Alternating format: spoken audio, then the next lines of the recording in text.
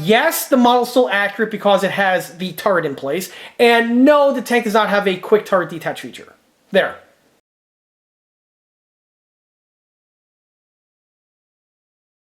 Hey everyone, this is John from EastCoastArmory.com, and I'm here today with part 2 of this 3-part video series on the 1/16 scale radio-controlled Heng Russian T90 main battle tank. This model here is built for commission and belongs to a private collector. As I often mention in these videos, I frequently take on commission build projects from models ranging between 1/35 scale and 1/6 scale. For availability and pricing information, that would be best by contacting me through the email address listed below, which is info@eastcoastarmory.com. Just like with the other 1/16 builds that are found on this channel, the model that you see in this video is going to be the subject of a 3-part video series. In part 1, I give the model a review showing its original condition, as well as I also take you along briefly for some of the construction that went into this build.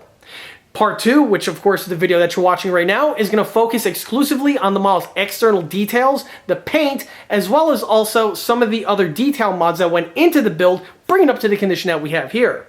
And then, of course, part 3, we're going to go ahead and give this thing a nice little outdoor test drive. So with all that out of the way, sit back and enjoy, because there's going to be a bit of info coming right at you. To kick this video off, let's go ahead and take a quick walk around this model. And this vehicle here is the Russian T90 main battle tank. The T90 is currently Russia's main battle tank of choice, and it's basically the backbone of their armored core, and has been so for a considerable amount of time at this point. The genesis of this vehicle here dates back to the late 1980s during the twilight of the Cold War era. So at this time, the Russian army utilized 3 tanks for their main battle tank role. You had the T-64, the T-72, and also the T-80. All 3 of these vehicles had a similar outward appearance, but all 3 of them were very different in terms of mechanical functions as well as even power plants.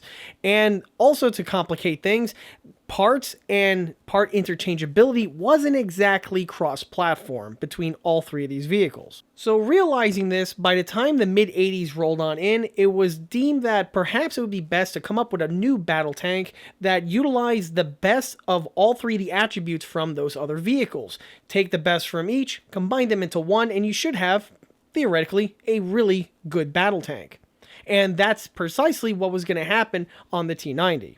Of the 3 vehicles, the one that was chosen to be the basis and they were going to springboard off of was the T72. And the T90 is very, very, very, very heavily influenced by the T72 to the point where you could literally say that the T90 is nothing more than just a roided up T72.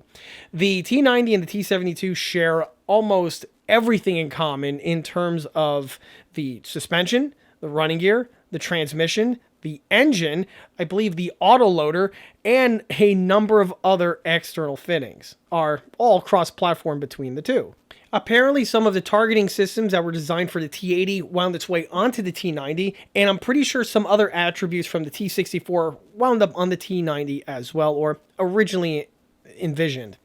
The other thing that's very interesting about the T90 is that it is both the last and first tank designed by the Soviet Union and also by the post-Soviet era of Russia. The vehicle kind of found itself in its development in a really precarious time where the Iron Wall was, crumbling down, and, the new Russian Federation was going to be kickstarted immediately after. Over the years, the T90 has been modified and improved with new technologies that would come onto the scene. Things like ERA platforms, new versions of the turret, as well as other new electronic countermeasures and other gizmos that were fitted to the vehicle to keep it up with modern contemporary weaponry. The vehicle itself, for its main armament, features a 2A 46M 125mm smoothbore, and this has a litany of projectiles where it could fire out of it, from armor piercing to high explosive to any other thing under the sun. Outside of the Russian army usage, the T90 has been somewhat popular as an export vehicle, and a number of countries around the world are utilizing T90 main battle tanks for their militaries. Starting with the model suspension, as I mentioned before, the road wheels are the stock units that were simply just painted, weathered, and then remounted to the model. I do go over briefly the painting and remounting procedures in the previous video, and I recommend checking that out if you already haven't saw that video before you watch this one here. But in a nutshell, the rubber tires are painted. These are not the bare plastic material that's shining through. And in order to paint them, they're a little bit trickier to paint compared to a straight walled rubber tire, something that you would see like on the Pershing or the M1. In order to do this, you have to go in there with a paintbrush and make sure the paint's around the divots, and then you can go ahead and continue with the remainder of the paintwork. It's something that happens pretty quick, and if you just go ahead and get your rhythm down, you should have the whole set painted in no time. For securing the components in place, a little smear of grease was added to each of the axles, and then the wheels were then just dropped in as they would, normally. The wheels are held in place with a center fastener, and a little small drop of red Loctite was utilized just to make sure that the fasteners stay in their appropriate locations and don't work themselves loose as time progresses and as the model is continually driven. The other thing to mention are the hubcaps. The hubcaps are the kit original ones, and they are excellent and were simply just used out of box.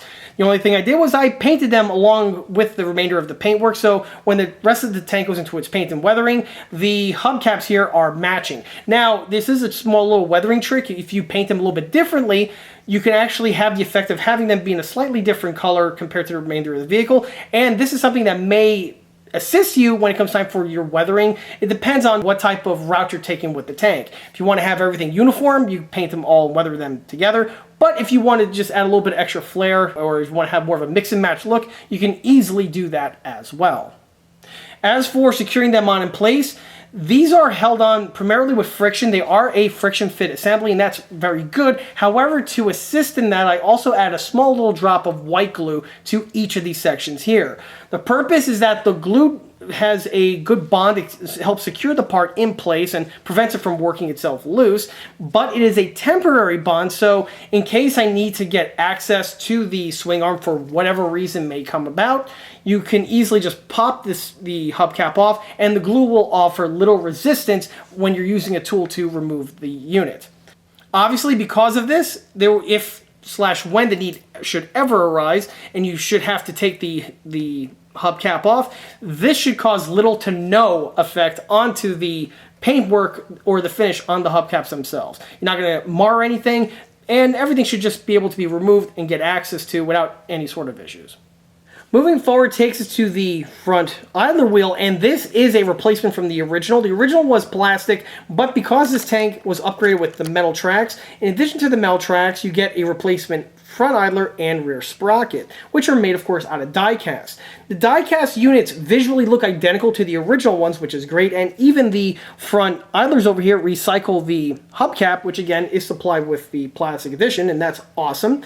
But the layout is slightly different. The original one uses a brass bushing, I believe, in order to make contact with the front axle, while on the metal one here, it utilizes 2 ball bearings. The ball bearings is a very nice feature, and it's one that I personally enjoy.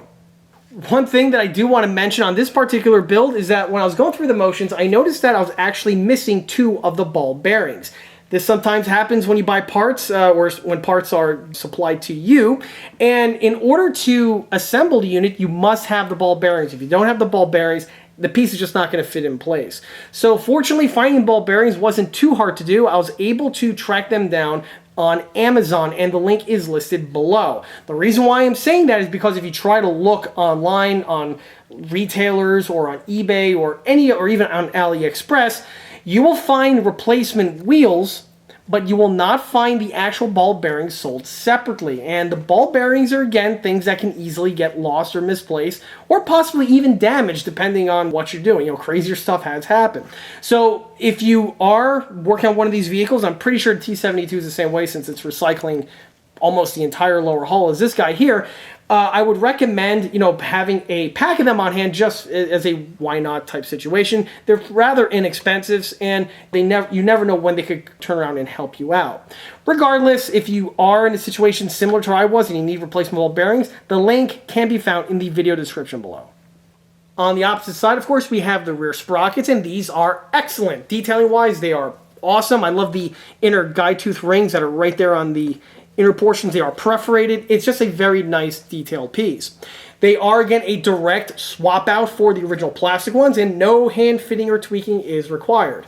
The one thing that's interesting to point out, though, and it's arguably a ding, but it's one that actually blends in fairly well, is the hubcap, or should I say the lack thereof one. Unlike the front roller or even the rear sprocket found on the Hubin, where there is a detail hubcap that fits over and covers up the center fastener, on the T90 here, that's not the case. This is actually the Allen bolt that secures the sprocket in place.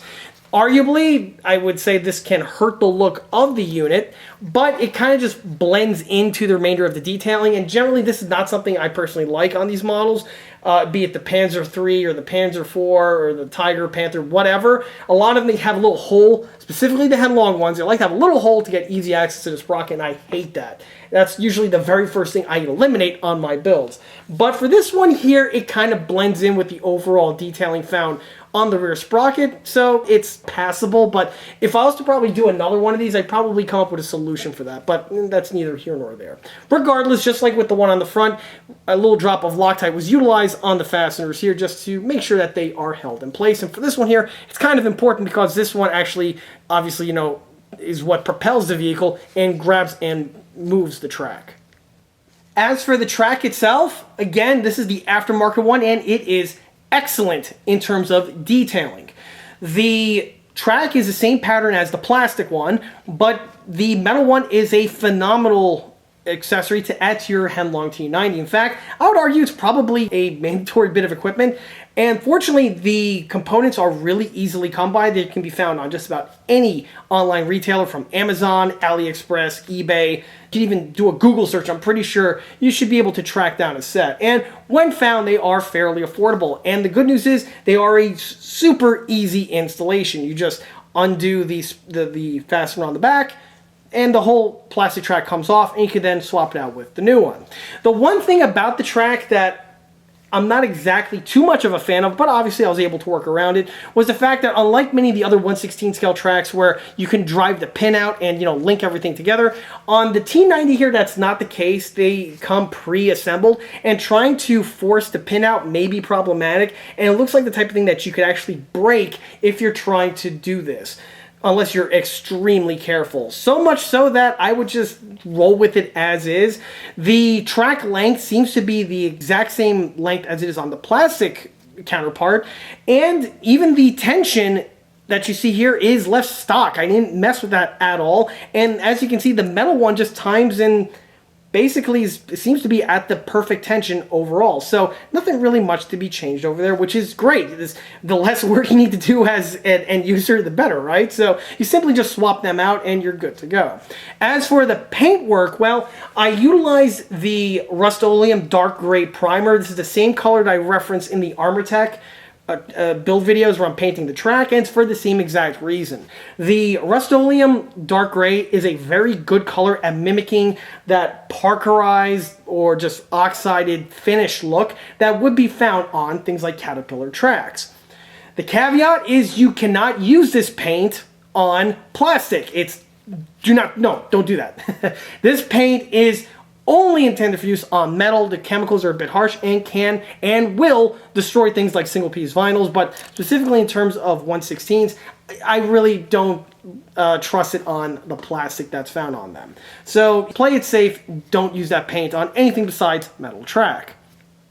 With the main base coat added, it was then time to do the weathering. The weathering was accomplished with the use of some rusty washed paint. It's basically my rust color that I referenced also in another track tutorial paint video.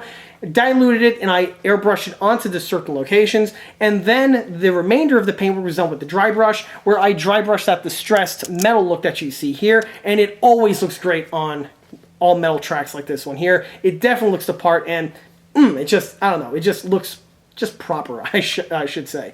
I've seen lots of pictures of these T90s where the tracks are all over the place in terms of the finish on them, or even just their overall condition, where I've seen some that are rusty, some that are completely barren of any sort of color of the finish whatsoever, and things are just basically silver. They look almost like the way the tracks look like when you get them from the supplier. So you do have lots of options available. For this one here, we rolled with just more like, again, the mid-ground where, yes, the tank has been driven, so, you know, the exposed areas are scratched up, but there are still some of the finish left in between the gristle and the nooks and crannies found on the tracks themselves. And again, it's just like the best of both worlds, but you do have some options available. When it comes for rusting tracks, as I often mention, tracks don't rust very quickly normally. Most of the time you see rusty tracks on a vehicle, thing was lit ablaze, either be it from World War II or in recent events. But having said that, you know, generally it takes tracks to develop some surface rust on them over time, and seeing some of the vehicles that are in the Russian army, yeah, you can see that some of them have not exactly been up to date with their maintenance, and you see them all over the place. Sometimes I have seen examples with some rusty tracks. So again, lots of options available for the builder. For this one here, though, I just wanted to roll with it in this manner, and in my opinion, it kind of just looks really good. It's the perfect balance of the two. On the inner portion of the track, the unit was painted and weathered in the exact same format for, well, the same reasons and for the same outcome. The one thing I do want to mention is that when you're painting these tracks, because the tracks are non-disassemblable, they're basically pinned already for you, this can make painting a little bit trickier. So because of the shape, trying to get paint into all the areas may be a bit tricky, but it can still be done. Just take your time, and it may take an extra coat or two in order to get the paint where it needs to go. And on that note, probably the biggest ding or the biggest hurdle on the Rust-Oleum paint is the price. Holy hell, has that stuff gone up in price. It is crazy expensive now, where it's almost like $9 a can. So you want to take your time with it for certain, and you definitely want to make sure you're applying the paint in thin, numerous layers, making sure you're getting no drips or any other type of complications, because if you got to wash that stuff out and redo it, yeah, it's going to dig into your wallet quite a bit. Also, one other thing to mention is that unlike the Tegan tracks that I frequently reference in these videos, where they have an oily residue on the surface and need to be washed in a turpentine or a paint thinner bath, for these ones here, that wasn't the case. These tracks are bone dry. I didn't see any oily residue, or at least on the example that I had here, and I was able to just go right into paint with them without any sort of problem. So that is something to keep in mind. Something else to keep in mind about the tracks is that unlike Western tanks, where we have rubber pads found on the inside sections here, on the Russians, that's not the case, specifically for this thread pattern here. I was able to find some good references online, and no, they're steel. They're steel through and through. I have seen some examples of this track where there are rubber pads found in these sections over here. However, those seem to be just used primarily for the Victory Day Parade, and I haven't really seen any in conflict zones with those tracks, but again, anything flies really. Regardless, if you are keeping these tracks, bear in mind they would be steel through and through. On the inner portion here of the idler wheel, I just want to mention that the inner section is painted in silver paint, much along the lines as the return rollers that I referenced in the other video. For again, the same reason, these Russian tanks, this here is steel, and paint would not last very long on those surfaces after the vehicle is driven, even a short distance. So this was applied with just a paintbrush and some silver paint, same paint I actually used for the dry brushing on the tracks. After a few swipes, you're good to go. Moving away to the rear of the vehicle, and this is where I actually made some noteworthy modifications and changes deviating from the stock model. So as I mentioned before, the model is mostly stock, but I did make some modifications here. The first involves some bodywork. So originally, as we recall from the first video, the model stock has a power switch located in between the fuel tank right here, and then there's another hole in this section, which I believe is either for a volume control or possibly some kind of European recharge jack or something. Regardless, I wasn't a fan of that. The hole, in my opinion, is a bit unsightly, and even though it's not quote-unquote visible, it's just still there, and it's still something that does bug me. And the switch, again, even though it is a nice handy location right over there, it's something that I think could be, I already know, can be moved to a location that's even easier to access, and it's completely hidden when the tank is in operation, and just from basic viewing, like you are right here. So to do that, I went ahead and had to plug up those holes. In addition to that, I also went ahead and deleted two holes that are found on these two sections here on the lower rear transmission area. On the stock model, there would have been two fasteners found in these areas in order to secure the top and lower hull sections together, and it holds it together very well. However, those holes are unsightly and just really hurt the look of the model. The other ones aren't a problem for the rest of the undersection. They are completely on the bottom plate, so you can't see them, and even the ones on the front are buried by the struts here for the little spade. So again, they're not exactly very visible. But the ones on the back here, yeah, they stick out like a sore thumb. So what I did was the holes were plugged up and thoroughly blended away. To do this, I packed the areas in with my 2-part epoxy. Once that's set, I was able to then just do some simple body work on these sections here with some red putty it down, wet sand it, nice and smooth, and then here goes the final outcome. And as you can see, it looks absolutely smooth and seamless. However, you're going to say, John, that's great, but you still need to anchor the upper and lower hulls together. Isn't it still going to pop apart when it's in operation? And the answer is, well, yes, it is. And to solve that, I came up with a solution, and that was with the use of magnets. That's right, this model does have a quick little magnet mod where the magnet is connected to the top stem and another magnet is actually mounted in the channel of the original fastener. And with the magnets in place, the rear section clicks in and it holds it in place even though the remainder of the work is being done by the fasteners. The magnets are purely there just to make sure the top doesn't open up when in operation. And so far, it seems to be doing the job pretty well. Bouncing back to what I mentioned before with those two holes, the switch was moved and it's no longer in this location here, and it's actually been relocated to the turret, which you will see as the video goes on. The other hole was just an empty hole, so that was also plugged up. The original hole for the switch plugged up, the on and off markings were amputated out, and the switch location was thoroughly blended away again with some styrene and also some bodywork. Once that's completed, as you can see, it looks seamless, exactly what you're looking for this type of a procedure. Also, on this location over here, I want to mention another modification that I made, or I should say addition, that's outside of the kit confines, and that is the infamous Russian log. Russian tanks are, by law, supposed to have a log strapped to the vehicle in one location or another, and generally they're found in the back. It's a proud Russian tradition that goes back to World War II. As for what it is, scholars debate to this day, but that's not true. What the log is actually for, it's a piece of equipment, and the idea is that if the tank gets stuck in mud and gets bogged down, you take the log, you tie it to the track, and with this log strapped to both of the tracks, the vehicle now has extra tension and greater surface area and can claw itself out of a ditch or a mud pit or swamp, whatever the vehicle gets stuck in, you can help claw yourself out with the log. Now, the log here is actually something that's not supplied with the Heng Long model, and what's funny is that it looks like apparently Heng Long wanted to include it because it is in the instructions in a, shall we say, a injection molded type format. You can see what the way the CAD file is. They had the idea, but they probably pitched it because LOL just use a stick. So I didn't even tell you as such. So for the model here, this stick is nothing more than a piece of dowel. I don't recall the size. It's one I had floating around the shop. It was like literally the perfect size for this.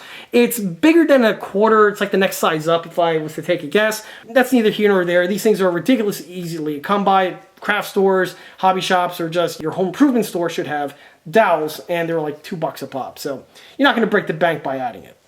The dowel rod itself, of course, is real wood, so you definitely want to go with that. And I weathered it and stained it to the condition that we have here, just to make it look a bit more prototypical, shall we say, and give it a little bit more authenticity compared to just leaving it just in the clean wood color that things come in. Now, for mounting it, this is also where I deviated from the kit. The kit is very, very, very shall we say, user-friendly in this regard, where there are these two molded-in loops found on the rear plate, and then to secure this thing in place, you're supposed to use zip ties. It works. It's expedient. The problem is it hurts the look of the model, so rather than rolling with that method, I swapped them out by actually making straps. The straps that you see here are made out of thin strips of metal steel that I bent the shape and I even soldered together, so it's a nice band that's soldered as one piece. And then to secure it to the tank, I drilled a hole into the wood, into the metal on each side, and I have a protruding stem that sticks out. I then marked where the locations are going to make contact with the tank, drilled 2 fresh holes into the tank, and then I literally just inserted everything as one unit. With this installed, you can see how, well, first it's very strong. It's not just glued to the back. You actually have some meat here.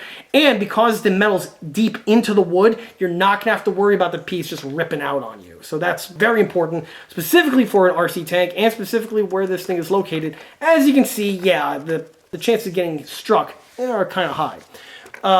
Once the piece is plugged in, the glues were added and everything just bonds it. It's a nice strong fit, and this will definitely be one that should hold up with the usage that this model should be getting.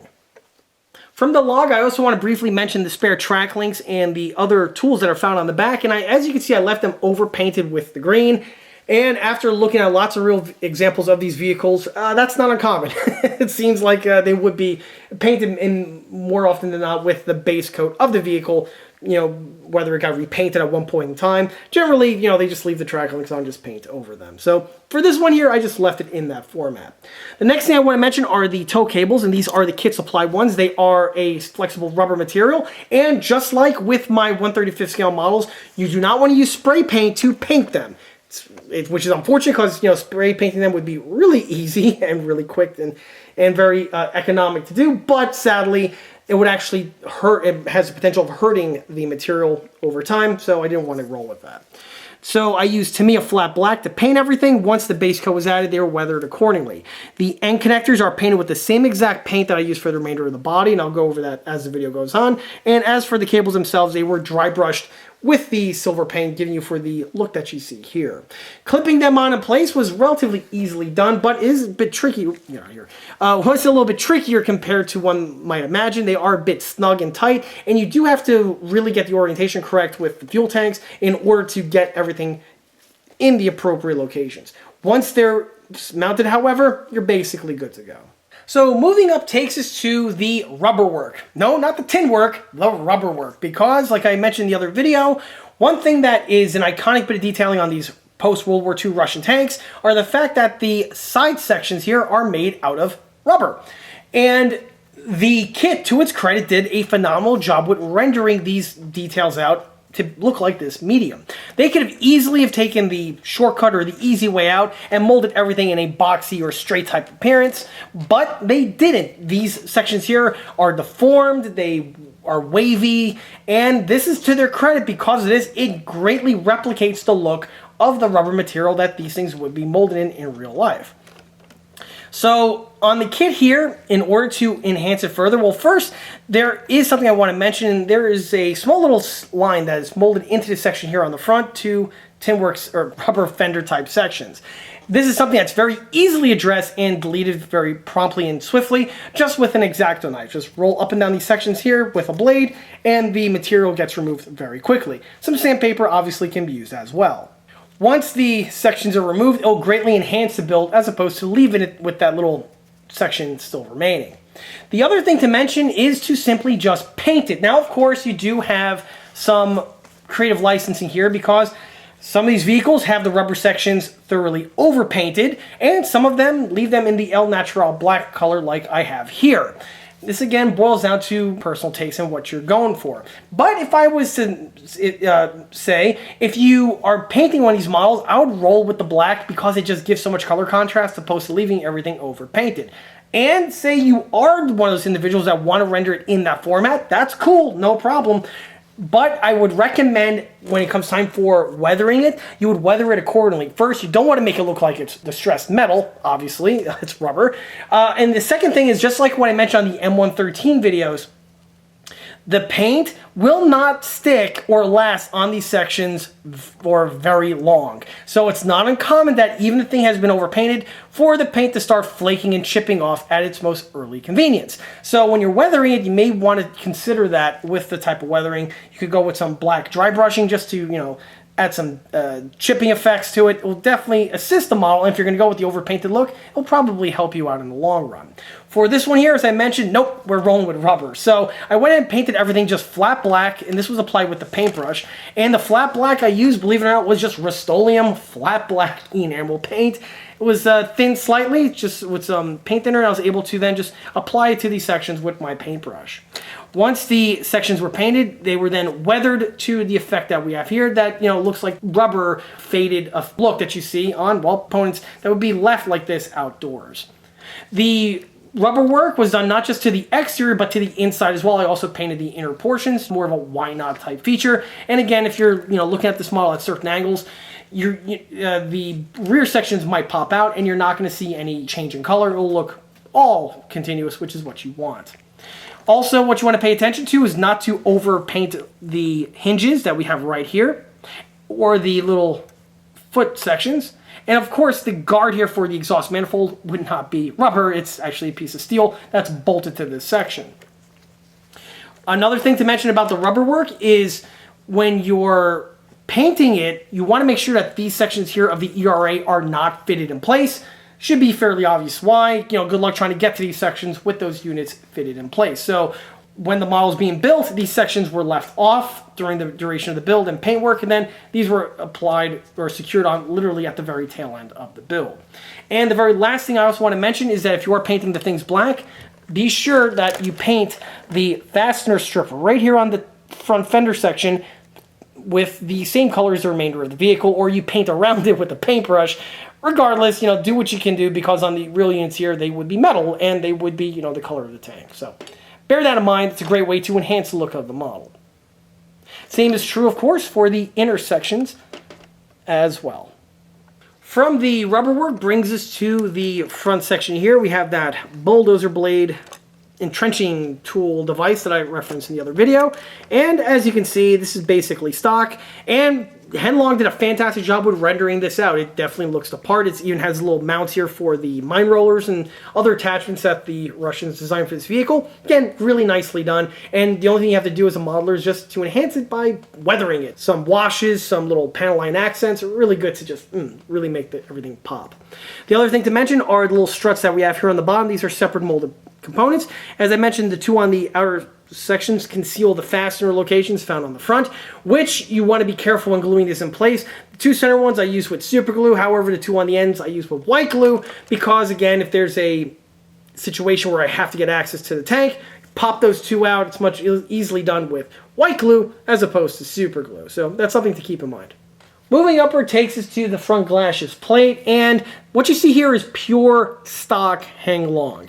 And the one thing, though, I want to mention, this is probably the biggest ding that the kit has, and if I was to build another one, I'd definitely go ahead and look and see if I could swap these out, are the headlights. So the headlights are the kit ones, and they are, for intensive purposes, properly detailed and scaled for what they need to be.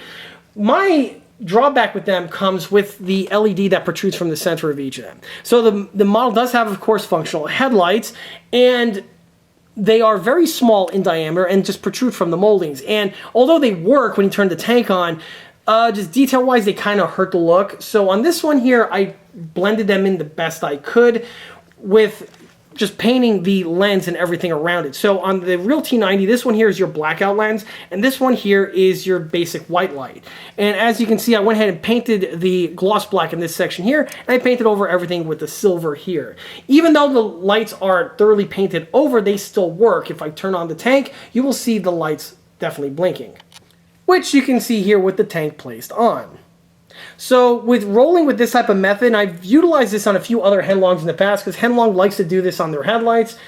This is a great way to keep the stock lights, and it kind of gained the best of both worlds. You do have some of the detail fidelity with the lights, specifically in their off condition, like this here, where, you know, at a quick glance, they look appropriate, but they still will work when it comes time to actually drive the model. So this is something to consider if you're working on a Heng of one flavor or another, and you want to enhance the model, but you don't want to replace anything. So that is something to bear in mind. Like I mentioned before, when I do another one of these, I'll probably come up with a replacement solution for these, but that, you know, remains to be seen. Regardless, the way you see it here is how we rolled with on this example.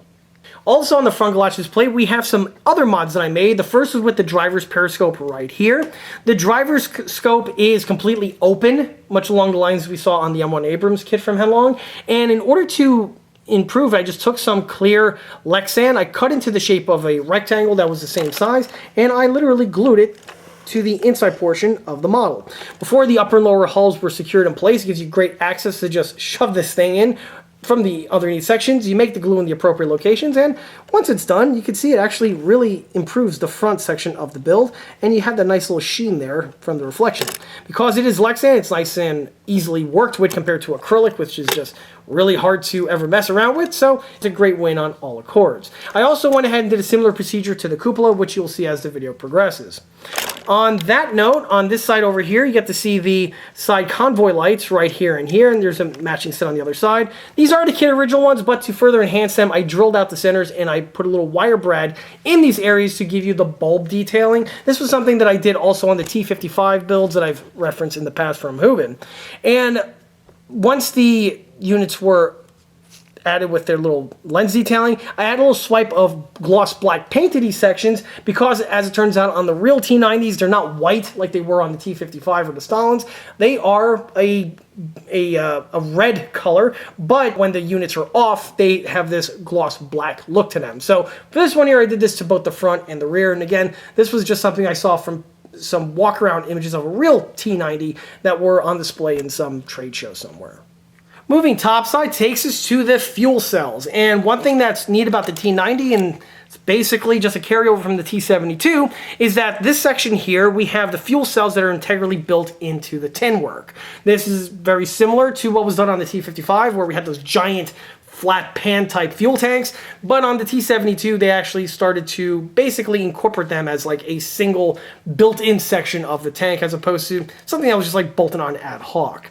But regardless, the T90 here is no exception, and so for this one here I added the little fuel filler spout details that you see presently. And the details are, again, all stock molded in. The only thing I did was I just weathered them. And by weathering them, you get a nice little highlight on there, and it gives the tank a bit more character. So I used some black paintbrush, some grime on some caps, while the others I just utilized the Tamiya gloss lacquer. The lacquer was used on all of them, but again, because some have the black and some just have the lacquer, you can see just how it gives you that nice little sweaty bit of detailing. And also helps break up the monotony of having everything weathered in the same format. That's definitely something you want to avoid.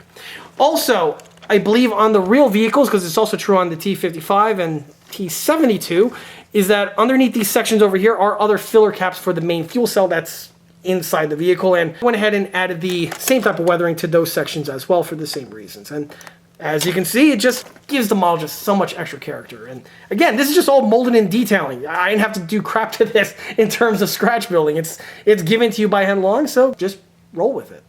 On the reverse side here, we have the exhaust manifold. Again, everything you see here is stock. The only thing I did was I weathered it. The weathering on this was done with the airbrush, where I airbrushed the rust color that I mentioned before, and then once that's set, I airbrushed some Tamiya flat black here for the soot. Soot was added to not just the exhaust manifold itself, but also on the guard, which again would not be uncommonly seen on real vehicles in the wild. Continuing with the topic of the fuel cells takes us to another iconic bit of detailing found in these Russian and Soviet tanks, and that is the rear jettisonable fuel drums, and they're literally a drum. So on the kit here, these are the stock ones, and they are very nicely detailed. It's a multi-part assembly where each of the drums are two halves, and then you have the bottom struts that plug in, and then they just secure it to the back of the tank. The valve fittings are also integrally molded in and supplied and are excellent with their detailing. As a builder, you just have to assemble them, but the trick is you are going to have some seam work to contend with. So, you know, this is quite customarily seen on other vehicles that have the same type of detailing. So you are going to have a center seam on both of these sections here, and you have to carefully polish those away with a needle file, some sandpaper, and some thick super glue. On these units over here, and same is true for the little ones, it's a bit tricky because of all these little molded in ribs that we have here. You have to be careful not to over polish these down, which can hurt the look. So if you take your time and you navigate accordingly, you should be able to do the procedure without causing any collateral damage. Fortunately, because this is 1/16 scale, It's much easier to work on these units over here compared to their smaller scale counterparts. But that is something I did want to reference. Also, one thing that's cool about the Henlong kit is that it supplies you with the rubber fuel hose detailing right here. And these are basically supplied with the model. It's a nice little rubber hose. And I simply snipped it and applied it to the appropriate locations. The instructions are pretty well thought out on where everything goes. And, you know, if you follow it, and it should just work out accordingly. One thing that I did, though, to the rubber hose to improve it slightly was that I added a little brush of BMS matte varnish them in order to reduce the sheen, because these pieces are actually very highly gloss. And so, you know, by adding that, it adds a nice little chipping effect here. It makes the tubes look more aged. And on top of that, it just, you know, gets rid of that sheen. So it's a win-win on both accords.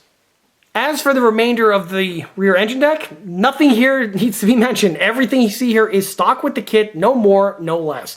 The only thing you gotta do as a builder is to weather it. And fortunately, this model here just loves the Tamiya panel line accent. It is just dripping in that stuff. And it just, a lot of nooks and crannies, and it makes it a real treat once it's finally done. You get to look at this thing for the first time with the panel line accent added. It really does look very sharp. But regardless, you know, the kit is just very nicely detailed in that accord. So the first thing I want to mention about the turret is all of the detail components that are kit supplied. And there's plenty, from ERA to storage bins to the snorkel tube to the cord, antennas. All of these parts are nicely detailed, and almost all of them are a multi-part assembly. So there are going to be lots of sub-assemblies required in order to get the turret fully assembled. Why this is relevant is if you're repainting it like I did here.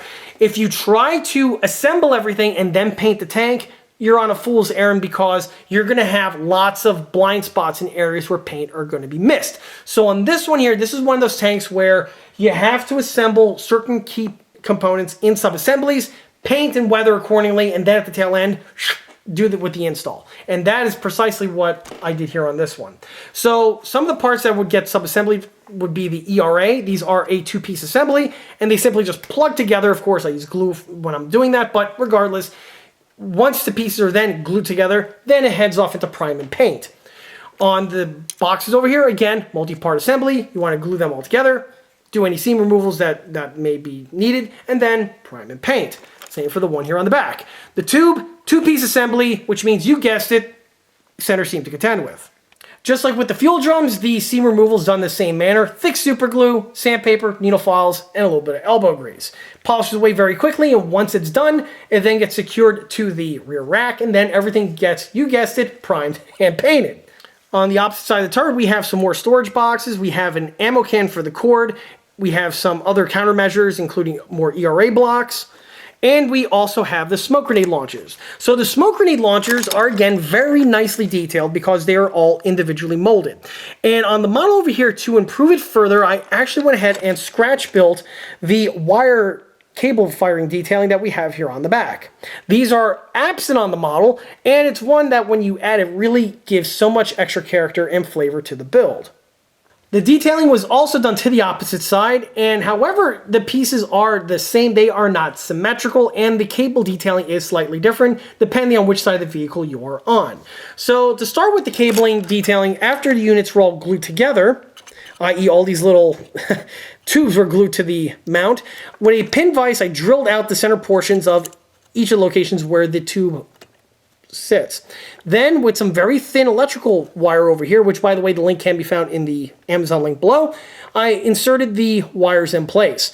After the glues were set, I took some heat shrink tubing, again link in the description below, and I basically heat shrunk tube everything into the following format. The heat shrink tube acts as the conduit, and then once everything was painted, I then went ahead and drilled a hole here on top of the turret, fitted the smoke grenade launchers in place, and then just mounted the cable in the format that you see here. With it added, it just obviously really helps assist the build and gives it so much more extra detailing, with realistically just a minimum amount of effort.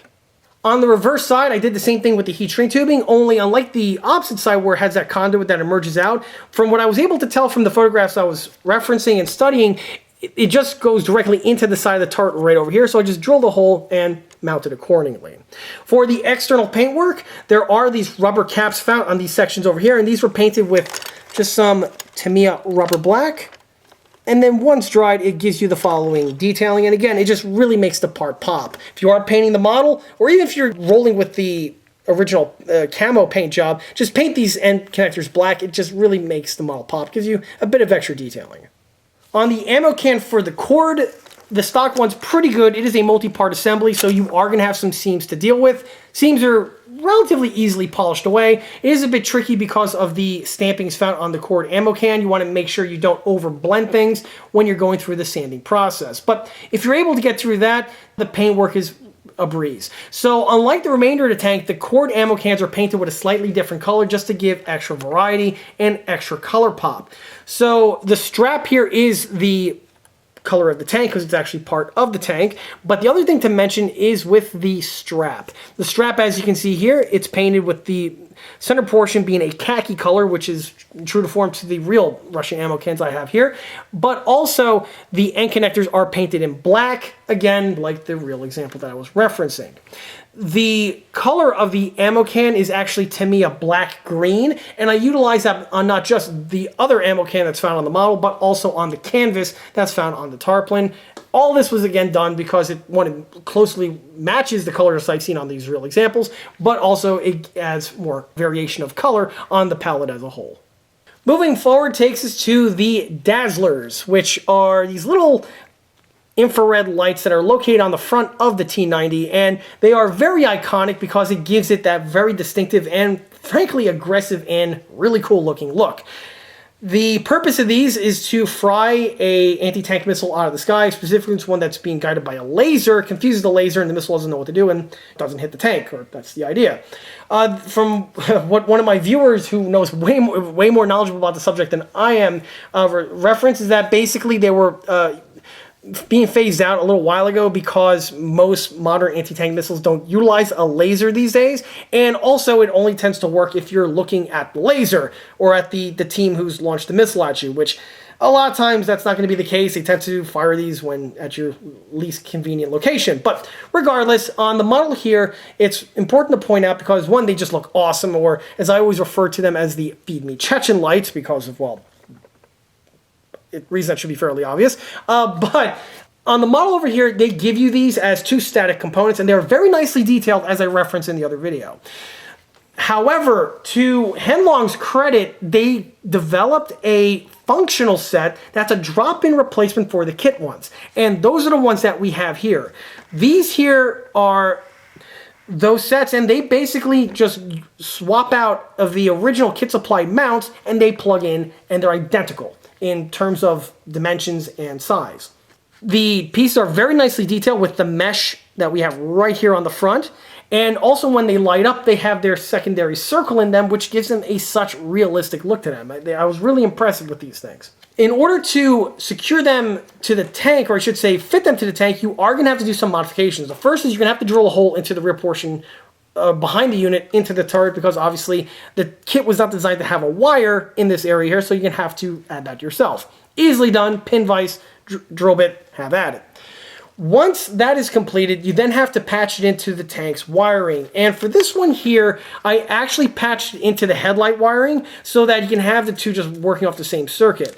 I'm pretty sure there's another way to do it where you could hook it into other LED sections found on the motherboard. I was actually playing around with that, but for one reason or another, I wasn't really able to get it to work. Perhaps the next time, in the next vehicle or two I try it with, I'll see if I could get it to work on one of those. But for this one here, I just rolled with the easy route, which was patched into the headlights. Unfortunately, when I did that, the lights worked, but the headlights didn't. So I had to come up with a switch that allows you to switch between headlight usage and red light usage. And this is done by I added a switch here to the commander's cupola. Under the hatch here, which I'll show momentarily, there is a two-way switch. One way has the Dazzlers on, and the other way has the main headlights on. So you get to pick which of the two you want to run with. Once everything is done, however, it just blends in perfectly. And matter of fact, here, I'll just go ahead and turn the tank on. You can see what they look like. So right now I still have the headlights working, and if I flip the switch here in the Commander's cupola, we are now at full feed me Trechin mode. So like I mentioned before, they have this little ring found in the center over there, and I did not do that with the paintwork. It was just like that naturally out of the box. And as you can see, these things are awesome. It's probably my favorite part on the tank, to be honest. It's a really cool feature. And again, I got to give them credit for designing the part and making it, well, really well done. They could easily have just had a regular LED in and call it a day, but the fact that they gave you the mesh with that inner ring, they just nailed it. So for painting these, this is actually pretty noteworthy because obviously I don't want to get paint onto the LEDs, which can potentially harm them and obstruct the view. So what I did was, during the paintwork, I actually cut out 2 round sections of blue masking tape, and I taped these 2 areas up, and the remainder of the units went into primer and paint, not to mention weathering. Once that was concluded, it was time I installed them in place. I peeled off the tape, and the silver sections remaining. Now, from what I've seen on several real examples, you have 2 options. You can roll with it, the piece just being in silver, as I've seen on a couple examples.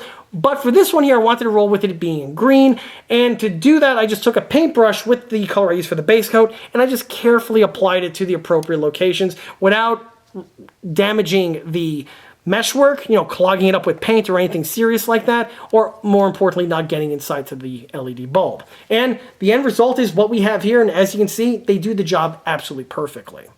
Before I was able to apply the base coat, however, I did carefully paint these areas with a little bit of Tamiya flat black, again, just to act as a primer, just so the paint has something to stick to, because if you just try using the paint, the green paint from the get-go, it's going to be a bit thin and it doesn't really work all that well unless you have some sort of other paint on the surface. And that's what I rolled with here, and as you can see, they look absolutely perfect. Again, just to turn the tank on momentarily, you can't really argue with those results. Moving away to the main armament, and there is literally nothing here to mention. What you see here is stock, what the kit gives you. And I just want to take a moment to just mention just how nice the thermal sleeve detailing is found on the Heng model. What you see here is just basically what I had to work with. Moving to the turret top takes us to first the mantlet. The mantlet, like I mentioned before, is stock, and I didn't go ahead and do any other modifications to it. The canvas appearance that you see here is painted on via the Tamiya black-green, applied with the paintbrush, and then was weathered accordingly with Tamiya panel line accent, as well as I believe I used some airbrush of diluted white just to give it just some sort of distressed look to it. And basically what you see is what you get. The remainder of the turret details are really nicely done. I do like the way the divots here found these sections, as I mentioned in the other video. On the T90, this is the version with the cast turret. There is another version that has a more angular front section. It kind of looks more like an Abrams or a Leopard 2, I should say. And for these ones here, it's kind of cool because we have these insets, and the reason why these insets are here is they have plates or tiles found on the inside to help break up heat rounds that would potentially hit the front of the turret over here. And once they add those ceramic tiles or composite tiles in place, they just plate it up with this plate here and just weld around it. So that's pretty cool that they give you that detailing. The other detailing are all the random ERA blocks that get fitted to the roof, and there actually is a method to this. In fact, it's not in the instructions per se, but they do show it, and it's one of those things where you can easily mount the wrong piece to the wrong location. So the kit gives you 2 patterns of ERA blocks. We have this one here with the little ridge found on this section, and then we have this pattern here that's ridgeless. So on the instructions, they just have a number and just points to the certain locations. However, on the runner, the ridged and the ridgeless versions are both the same. But if you look at the instructions, the actual CAD drawings, they have the versions with the ribs in these areas here, and the other units are just scattered amongst the rear and top portion of the turret. So this is something you want to pay attention to if you're working on your T90. You can easily get complacent, and the parts are interchangeable, so bear that in mind.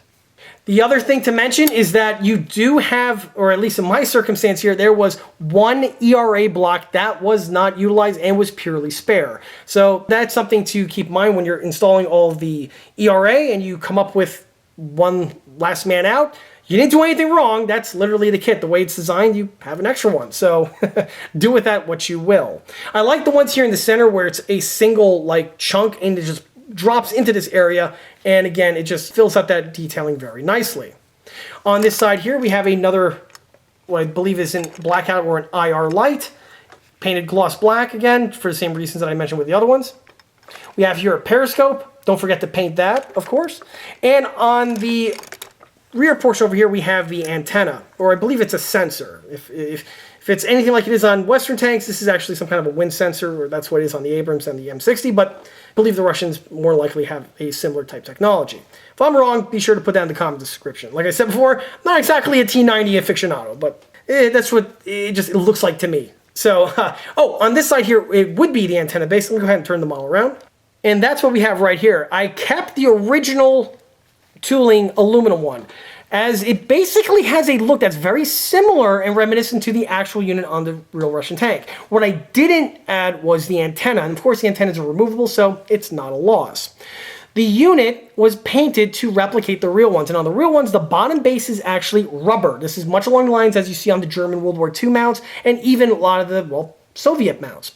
However, the middle stem here is green, and it would be the same color as the tank, so just a quick little swipe here of Tamiya rubber black, and presto, I have the look that you see here. It's a great way to literally just incorporate the stock plain detailing, but in a way that makes it work with the remainder of the build and doesn't really require any extra work by you outside of a few swipes of a precision paintbrush. The next thing I want to mention about the turret is an enhancement that I made, and that was to the various periscopes. Like with the one in the front, it is hollow, or there's just nothing there. So with the optic that we have over here, it is a channel, and what I did was I took a clear piece of thin packaging material plastic, like blister package. I painted the rear section black, cut it to shape, and I glued it on. As you can see, when the light hits it, it gives the illusion that there is a lens found on the inside. Really simple thing to add, and one that you're basically using with recycled parts. The second bit of detailing is on the main commander's cupola itself. And like I mentioned before, the commander's cupola does not have any sort of periscopes found. This is true for the hatch, as well as to the other ones found on the front and sides. Hopefully the one there pops out. Right there. So for these, I actually fabricated them out of, again, chunks of Lexan plastic, and I just hand cut them and filed them to the shapes that you see here where they fit on in place. For the actual installation, I utilize Elmer's white glue for these because, well, again, you don't want to have any CA gas clogging these units up, as it would be, you know, kind of detrimental on the periscope itself and would easily hurt the look. On the ones here on the commander's hatch itself, these are easily mounted because they just install from underneath. Easily done. This one here is probably the hardest, as was the one on the front, because they have to be basically as mirror perfect as possible so that they don't inhibit with the installation. You make it too loose, they don't fit in right, too snug, and they still don't fit in right. So you have to have that nice balance on those. And a few little swipes here and there with some sandpaper and a file, and I was able to do the job. This is where Lexan really, again, comes into its own. If you try to do that with acrylic, good luck with that.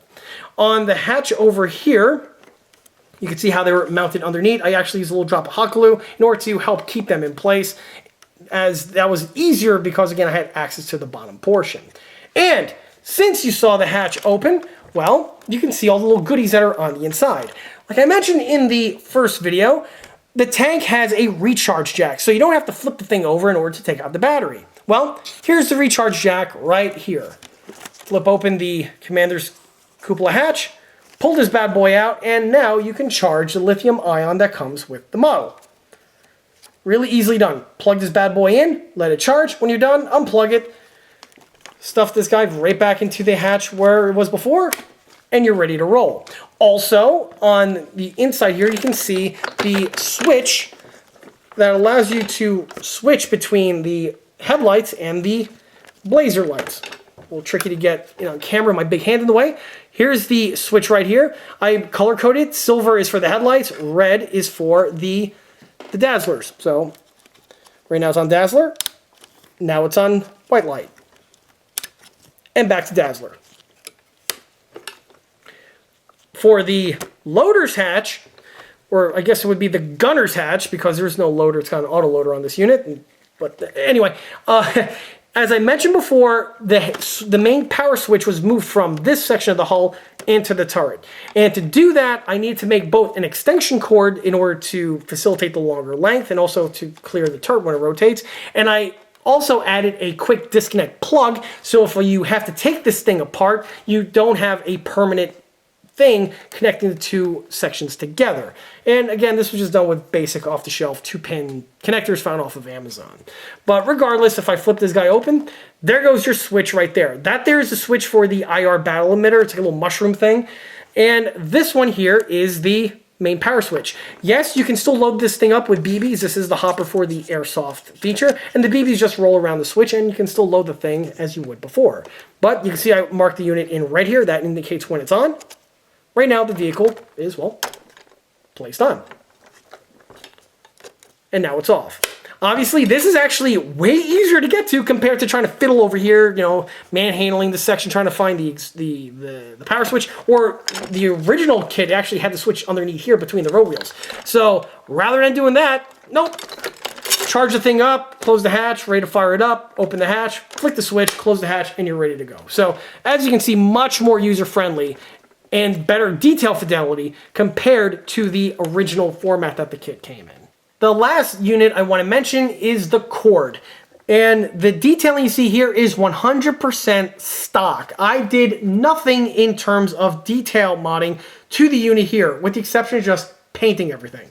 And also seam removal. So the unit is a 2-piece assembly, so seams, and this is probably the most like precision sanding on the entire model, even more so than the fuel cans that I mentioned before because of how small and compact everything is over here. The ammo can, again, 2-piece assembly, as are a few of the other assemblies. But one thing about the kit I got to give it credit for is just how easily assembled everything is. So even though it's a multi-part assembly, it just all plugs together with the minimum amount of effort. You just got to make sure there's no remnants of the sprues when you snip this thing off that are remaining, and everything just plugs together lickety-split. The other detail I want to mention is the little bag that we have here, which on the real one's actually used to contain and trap the belts, not the casings. Those get ejected out and no one cares about those, but the belts are valuable because you can reload those, and that's what goes into this little cloth vinyl pleather bag that we have here. This here is the stock one, and I painted again with the Tamiya black green color that I mentioned before. And not only was it painted on the outside, but I also painted the inside with it, just so again it just, you know, adds for more continuity. It's a little tricky to get on camera in this lighting, but rest assured I painted the inside as well and weathered it in the same format. For the can itself, I went ahead and painted and weathered it in the exact same format as the other unit that I referenced earlier. Same is also true again for the strap and the little strap end sections. The one thing to mention is that on the real unit, it has a little tray right over here, and this is what holds the can up and allows you to, you know, feed the rounds into the MG. And the tray itself would be attached to the gun mount, and that is something that would be the color of the tank. So went ahead, carefully painted it with a paintbrush and weathered accordingly. For the cord, the paintwork is done in my usual format that I mentioned on my MGs, where it's flat black, and then I go ahead and airbrush it and dry brush it to the configuration that we have here with the distressed edge look, which again is not uncommon for these units. For the powder fouling, this is done with the airbrush right over here on the flash suppressor, and I also add a little toot over there, which is the gas system. And if anyone had seen a Degtriev or a, well, any other type of heavy Russian MG, because Degtriev basically did most of the other ones, they would foul right over here because this is just where the gas bleeds off and how the system cycles. So you would have a little toot of carbon fouling in that section as well. Same thing was done again with the airbrush. On the mount, there are these very big springs found on the bottom section over there, and these tend to be fairly silver on the real units from what I saw just studying them. And so I added the paint look over here with some dry brushing, and I'm very happy in how it turned out, and it looks very similar to the real ones that I was using as reference, and that's exactly what I'm looking for here. And that's all there is for the detailing. This brings us to the paint and the marking. So as we saw originally, the models that come from Heng have this Merc-ish type 3-tone camouflage scheme. It is kind of based on a real Russian camouflage pattern that's out there, but the person that owns this tank wanted it to make it a different format. So he wanted to make it look like a Russian T90 that was used in a recent event. I'm not going to say the name because I like my monetization, but if you have watching the news lately, you probably know what I'm talking about. Regardless, so the model was painted from the 3-tone camo to the single monotone of modern Russian green. And the color itself is based off of the Mission Models counterpart, where it's literally just the Mission Models paint, and I use that as the as the reference point to paint this one here. However, I did not paint this with Mission Models paint. This being 1/16 scale, and that ball is really, really tiny. Wasn't exactly the best for that. So what I did was I used that to make a larger paint format, and that's what was applied to the model. I made a color swatch, took it to the Home Depot, scanned it, and now I have literally a quart of the stuff on hand for use on any model that I wish. And what you see here is painted again with exterior latex house paint. I know I always piss people off with that, specifically in recent months, but if it works, and it does so on a budget that is a fraction of the cost as opposed to getting the little, arguably overpriced, but specialized modeling paints. And it's applied in the same manner. So the model, of course, is first thoroughly primed. I use flat black spray paint for the primer, and then from there, I go ahead and add the base coat. The base coat, again, was the exterior latex. It was thinned down with a little bit of water, to the point where it works in the airbrush, and the airbrushing did the rest. Got everything thoroughly painted, upper, lower, wheels, everything painted with that green. The green's really good. If I was just building a standard 135, I would definitely use that color, the Mission. In fact, I have it lying around. I might as well use it on something. Probably do another Russian tank at some point. But that's neither here nor there. The color is really good, and it does really mimic and match the color that I've seen on the real counterparts in parades and also again on the news. So it's a great color for that.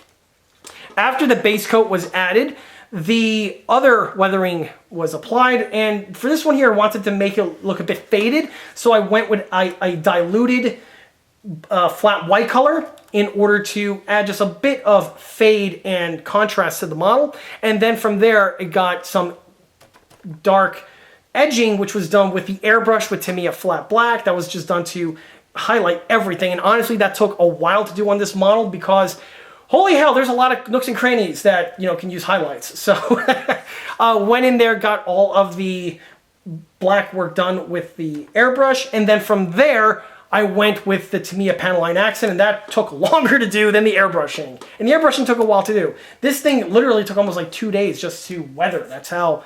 And usually it takes me about 2 or 3 hours to get a model done on average. This one here was a bit longer just because of all the stuff that needed to get weathered on it. But it definitely paid off in the end because it looks fantastic. So the Tamiya panel line accent is your best friend. It just goes into all these little areas and sucks it up and just looks great. After that, I went and dry brushed some of the chipping on into the various locations. That again just further highlights the model even more. And that's basically it for the paintwork. And the model, of course, was actually VMS matte varnished in order to give it that just final crisp look. That was done before the clear stuff was added, I might add, as well as some other things. But that was done, and yeah, the end result is what you see here. I absolutely love the VMS. To the marking. So, because this is representing a vehicle from a certain conflict, it needs to get certain markings. And for this one here, it's got the Z's. So for this, you actually have lots of options available. These things are literally basically applied in field and are basically applied willy-nilly. So I've seen examples that were spray painted on. I've seen examples that were brushed on. I've seen just all sorts of crazy stuff. And for this one here, we went a little conservative with it because I didn't want to go crazy with the giant Z on the front plate or on the fenders, which you can. I've seen examples of that. So this one here, we went just with a basic Z format.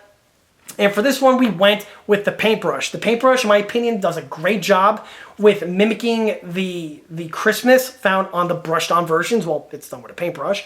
And also, I just prefer the brushed on ones as opposed to the sprayed ones. Sprayed ones obviously are acceptable, but I don't know. In my opinion, the brushed ones just look better and they're cleaner. So what you see here is just flat white exterior latex house paint, thin down, and then just applied with the paintbrush to the various locations. Because these are hand applied in field, they don't have to be perfect. In fact, arguably mine are a little too perfect. I've seen some where the guy put the Z on backwards and he just put a bunch of paint on it to cover it up and then drew another Z right next to it. I've seen a lot. I've seen a lot of stuff. Also, as for what the Z's are, I've seen a lot of debate out there, which is funny, but honestly, from what I understand, and I may be wrong, but the Z's are a aerial recognition marking. So it's one of those things where not even aerial just a quick recognition marking. It's kind of like coalition vehicles and the Iraq wars and even the Israelis. They have the big V chevron because it's something that's really easy to tell if it's friend or foe. And the Z's here, yeah, it's a very interesting shape. Your brain picks it up and you instantly recognize it for what it is.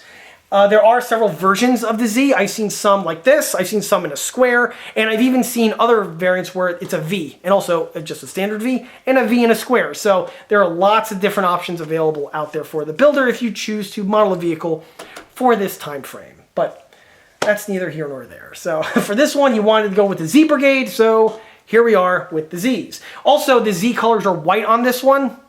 From what I understand, the Wagner group have red Zs, so it's another option available for anyone who so chooses to do so.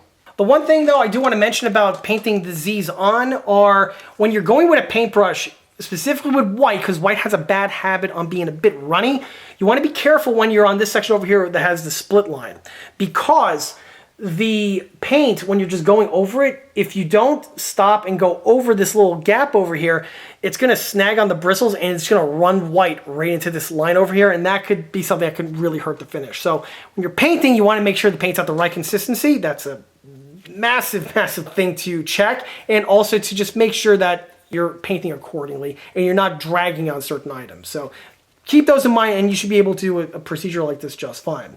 Also, another thing I want to mention is with the weathering. I didn't exactly weather the Zs. If you notice, they're actually more cleaner than anything outside of the brush strokes and the thinness of them being what they are. And that's because, again, these markings were applied ad hoc when these things were delivered to the front. So having weathering on these components over here, it's optional.